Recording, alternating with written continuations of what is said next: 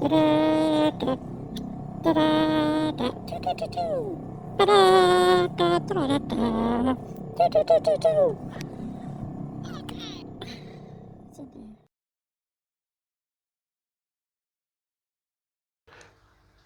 here we are, turning on the computer, going to do some phase measuring, time measuring, and I'm just getting the smart lead from my system, a measuring system in the shed, to the car. I have a baby face USB sound card. It's a version 1. It's going to take the smart reference signal and that pumps it back to the DSP in the boot. It's also the iPad sound card. That's how we get bit perfect lossless audio into the back.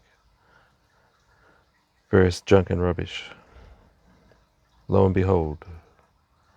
And here we are launching another TIE fighter into the realm. I'm demonstrating here that because of the 4 mics, I only need to rotate 90 degrees. I'm also complaining about my arm being tired, but those 4 points are on the sphere. Now as I rotate the whole unit, I'm getting more sphere coverage. So apart from my arm burning up, I'm getting good data. And we zoom in to the said data,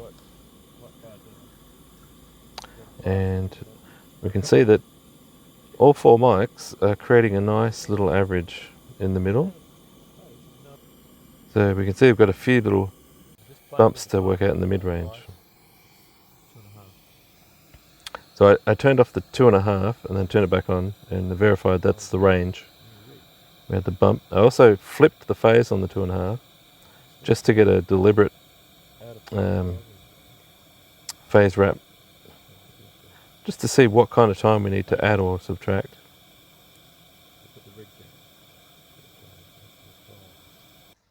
So now I've put the phone into a more convenient place, and that's we have a bit of blurriness, so I had to zoom in digitally. Then I turned off the tweeter, and then we're just looking at the 2.5 drifting away. Then I turned the tweeter back on, and I'm still holding that big unit in my left arm, and I'm operating my DSP with my right arm. So the camera is looking at the measuring system, and I'm editing the DSP system. And we're just watching that middle section there between 1 to 3K, and it's leaning forward, and I'm adding time. And I can see that there's a 180 phase flip, and I press the phase button again for polarity. Yes, polarity and phase and frequency phase are all weirdly named, but yeah, you should say polarity when you do a 180. And now we have some flat alignment in that 2.5 inch dome dyne audio. And then I've turned on that tweeter again. You can see that there might be some timing needed for the tweeter, which I do a bit later on. And I'm just adding, 0.1, 0.2, and then moving it around. I eventually settled on 1.1 milliseconds.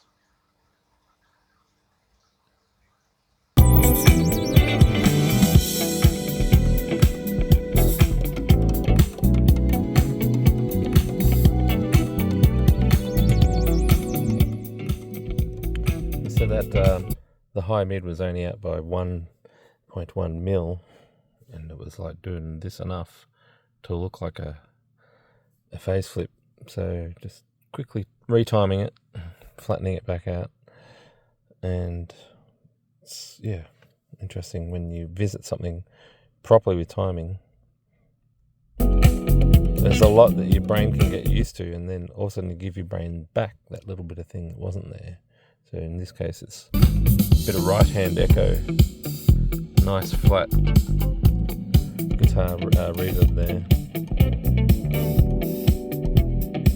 And also the tweet, I had to retime back to that 2.5, only by like 0.1, just get the tweeter back up. But we can have a look. Let's pause that. I mean, this is just timing speakers correctly. This is magnitude, by the way. So these were measured from a spherical point of view, and the phase is really only jumping there in the 6-inch, but you could probably retime the 6-inch using this method.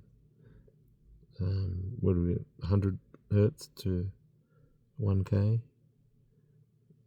Yeah, so I don't know if you could time that, and then that's maybe just a measuring anomaly too. So I still haven't done the phase experiment yet.